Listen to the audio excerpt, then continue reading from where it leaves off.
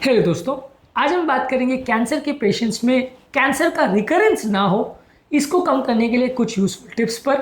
Cancer के patient में जब ट्रीटमेंट कंप्लीट हो जाता है तो सबसे बड़ा प्रॉब्लम ये रहता है कि कैंसर वापस पलट के आ सकता है, यानी उसका रिकरेंस हो सकता है, फिर से वो आ सकता है। ये चीज़ ना हो, इसको रोकने के लिए आज कुछ टिप्स पर बात करेंगे। ये कब होता है, किन केसेस में क्या होता है और रिस्क फैक्टर्स के क्या है, इस पर ऑलरेडी हमने वीडियोस करे हैं। आज बात करेंगे कुछ ऐसे टिप्स पर जिससे ये कम हो जाए। टॉपिक बहुत इंपॉर्टेंट है। टॉपिक पर जाने से पहले जो लोग हमारे चैनल पर नए हैं उन्हें रिक्वेस्ट करूँगा कि चैनल को सब्सक्राइब करें, वीडियोस को लाइक करें, शेयर करें, फॉलो करें, कमेंट करें, पूरा देखें। टॉपिक इंपॉर्टेंट है, आपको किसी भी और चैनल पर नहीं मिलेगा, इसे एंड तक देखिएगा। चलिए शुरू करते हैं इंपॉर्टेंट वीडियो।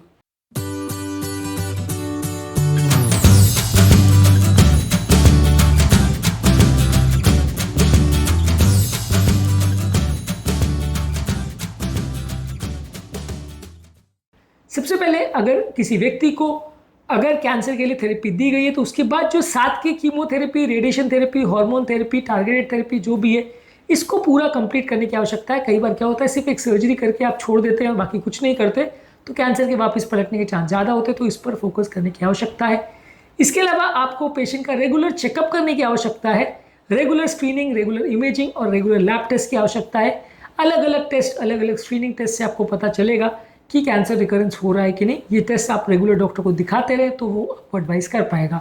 ज़्यादातर लोग क्या गलती करते हैं कि वो डॉक्टर को दिखाते ही नहीं जाते, और एक बार अगर कैंसर क्योर हो गया तो वो कई सालों तो उनको लगता है कि सब ठीक हो गया, फिर डॉक्टर के पास नहीं जाते, जिसकी वजह से कैंसर वापस पलट के आ जाता है, मिस आउट हो जाता है। तो रेगुलर फॉलोअप और रेगुलर सर्वेलेंस सबसे बड़ा इंपॉर्टेंट चीज़ है जो आवश्यक है डिटेक्ट करने के लिए कि कैंसर है कि नहीं। क्योंकि अक्सर कैंसर जब वापस पलट के आता है, कोई लक्षण या कोई सिम्टम्स नहीं होते, मिस आउट हो जाता है, इसलिए बार बार स्क्रीनिंग करना ज़रूरी है।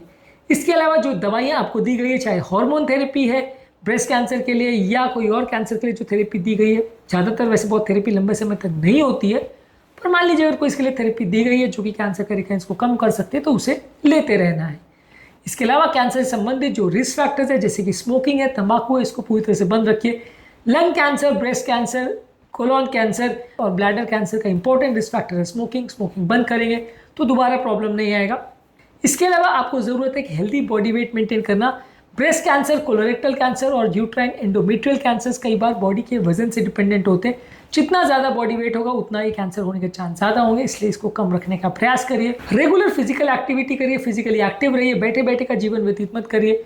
मान लीजिए कैंसर हो भी गया तो वो दोबारा पलट के ना आए, इसके लिए ज़रूरी है कि डेली बेसिस पे हम एक्सरसाइज करें। एटलीस्ट हफ्ते में 5 दिन डेली एटलीस्ट आधा घंटा एक्सरसाइज करें। हफ्ते में एटलीस्ट 150 मिनट एक्सरसाइज करना आवश्यक है।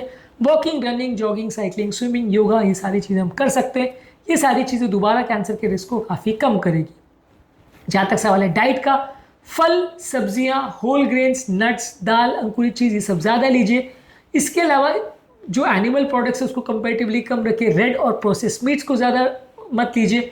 बेकन, सॉसेज, डेली मीट, ये सारी चीज़ें कैंसर के रिस्क को बढ़ाती हैं, इनको अवॉइड करिए। एंटीऑक्सीडेंट्स और फाइटोकेमिकल से रिच फल और सब्जियां ज़्यादा लीजिए, जिसमें विटामिन सी और विटामिन ई ज़्यादा हो। ऐसे फल सब्जियों को ज़्यादा लीजिए, ये कैंसर के रिस्क को कम करती हैं।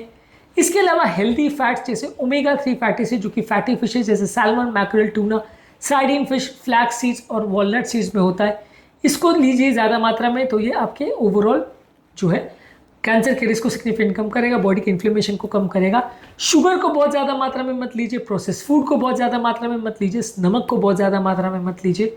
ये चीज़ों को बहुत ज़्यादा मात्रा में लेने से दोबारा कैंसर होने का रिस्क ज़्यादा हो। जो लोग अल्कोहल लेते हैं वो उसको पूरी तरह से बंद कर दे तो ज़्यादा अच्छा है। अगर बहुत ज़्यादा लेने की आदत है तो भी मैक्सिमम दिन का 1 ड्रिंक अलाउ कर सकते हैं, पर ज़्यादातर इसमें आप ना ही ले तो ज़्यादा अच्छा है। वेस्टर्न कंट्रीज में जहाँ लोगों को बहुत लेने की आदत है, वहाँ वो कहते हैं कि दिन का 1 ड्रिंक आप अगर लोगे तो सेफ़ है। मेरा रिकमेंडेशन तो है कि बिल्कुल मत लीजिए। अगर आप नहीं लोगे तो ज़्यादा सेफ है। अगर आपको लेने की बहुत लत है तो जितना कम हो सके करिए, नहीं तो दोबारा कैंसर होने के चांस काफ़ी बढ़ जाते हैं।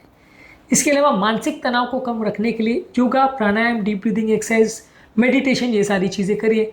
जितना ज़्यादा मानसिक तनाव होगा उतना ट्यूमर कैंसर होने का रिस्क बढ़ जाता है, इसको कम करने का प्रयास करिए। 7 से 9 घंटे की नींद भी ज़रूरी है। अच्छी क्वालिटी की नींद होने से भी कैंसर का रिस्क सिग्निफिकेंटली कम हो जाता है।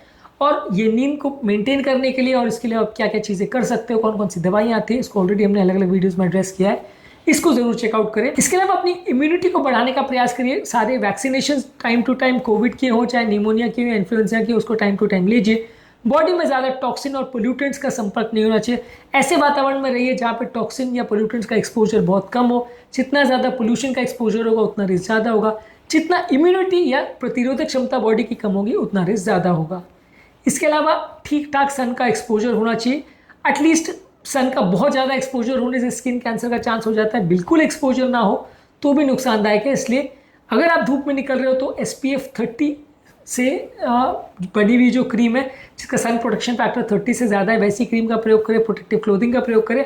बहुत ज़्यादा टैनिंग बेड्स का प्रयोग मत करें। ये सब चीज़ों से स्किन कैंसर होने का चांस बढ़ता है। स्किन का लेकिन कैंसर का तो ज़्यादा सवाल है, वहाँ पे आपको कोशिश करनी है कि स्किन कैंसर से बचने के लिए धूप बहुत ज़्यादा एक्सपोज नहीं हो। लेकिन बाकी बॉडी के लिए थोड़ा सा धूप का एक्सपोजर अच्छा है तो बिल्कुल बंद भी ना करें। थोड़ा बहुत एक्सपोजर होना चाहिए, यानी एडिक्वेट एक्सपोजर होना चाहिए, बहुत ज़्यादा नहीं होना चाहिए। स्किन कैंसर के पेशेंट को ज़्यादा ध्यान रखने की ज़रूरत है। इसके अलावा वातावरण में मौजूद केमिकल जो है जैसे एस्बेस्टॉस, पेस्टिसाइड और रेडॉन के संपर्क से बचिए। जो कार्सिनोजन वातावरण में अवेलेबल है उनका टेस्ट करिए और अगर ऐसी कोई चीज़ आपके वातावरण में अवेलेबल है तो उनसे बचने का प्रयास करिए, नहीं तो दोबारा कैंसर का रिस्क बढ़ जाता है। इसके अलावा एंग्जाइटी और डिप्रेशन जो कि कई बार कैंसर पेशेंट को ज़्यादा होती है, इनसे बचने का प्रयास करिए। साइकोलॉजिकल काउंसलिंग करिए और ओवरऑल एक हेल्दी हैबिट और हेल्दी लाइफस्टाइल मेंटेन करिए ताकि डिप्रेशन ना हो। ये भी कई बार ट्यूमर के रिकरेंस के चांस को बढ़ा देता है। रेगुलर मॉनिटरिंग और जांच पड़ताल करते रहिए। रेगुलर कोई भी अगर नए लक्षण हो रहे हैं, कोई नए चेंजेस अनयूजुअल हो रहे हैं या अगर कोई ऐसा इंपॉर्टेंट कंसर्न है तो तुरंत अपने डॉक्टर को दिखाइए। अगर कोई इश्यूज हो रहा है तो उसको तुरंत चेकअप कराना ज़रूरी है। अगर मिस आउट हो जाता है तो कई बार वापस पलट के आ सकता है कैंसर। इसके अलावा एक बार अगर कैंसर हो गया तो उसके बारे में बहुत ज़्यादा सतर्कता और नॉलेज की आवश्यकता है। जितना ज़्यादा उसके बारे में जानकारी मिल सके उसको अवेल करने का प्रयास करिए। आप जितने उसके बारे में एजुकेटेड रहेंगे खुद को ज़्यादा प्रोटेक्ट कर पाएंगे। जितना आप उसके बारे में नहीं जानेंगे बार बार प्रॉब्लम के होने का चांस बढ़ जाएगा। इसके अलावा कुछ स्पेसिफिक कैंसर्स के लिए आप ब्रेस्ट कैंसर में हार्मोन थेरेपी ले सकते हैं, वजन कम कर सकते हैं और अल्कोहल को कम कर सकते हैं। कोलोरेक्टल कैंसर के लिए हाई फाइबर डाइट ले सकते हैं, कोलोनोस्कोपी रेगुलरली कर सकते हैं और एस्पिरिन थेरेपी भी कई बार कैंसर के रिकरेंस को कम करती है तो उसको भी डॉक्टर से पूछ के ले सकते हैं। प्रोस्टेट कैंसर के लिए रेगुलर प्रोस्टेट स्पेसिफिक एंटीजन की मॉनिटरिंग कर सकते हैं और लो फैट डाइट ले सकते हैं, वजन कम कर सकते हैं। लंग कैंसर के लिए स्मोकिंग बंद करना है और एनवायरमेंटल पोल्यूटेंट्स जो होते हैं या वर्क प्लेस पर जो पोल्यूटेंट्स होते हैं उनके एक्सपोजर से बचना है। ये सारी चीज़ें लंग कैंसर के इंपॉर्टेंट फैक्टर है, तो ये सारी चीज़ों से बचेंगे तो कैंसर होने का चांस कम होगा। आज के टॉपिक में हमने इन जनरल बात करी कि कैंसर के रिकरेंस यानी दोबारा पलट के आने के चांसेस को कम करने के लिए क्या क्या चीज़ें आप कर सकते हैं। हर एक कैंसर के जो रिस्क फैक्टर्स है अगर आप उनसे बचेंगे तो कैंसर होने का चांस कम हो जाएगा। एक healthy diet, healthy lifestyle maintain करेंगे, प्रॉब्लम होने का चांस कम रहेगा। इसके अलावा कैंसर के रिकरेंस के क्या साइकोलॉजिकल इश्यूज होते हैं और क्या रिस्क फैक्टर्स होते हैं, इस पर हमने अलग से वीडियोस किए, इनको जरूर चेकआउट करें। टॉपिक एंड करने से पहले जो लोग हमारे चैनल पर उन्हें रिक्वेस्ट करूँगा कि चैनल को सब्सक्राइब करें, वीडियोस को लाइक करें, शेयर करें, फॉलो करें, कमेंट करें, पूरा देखिए।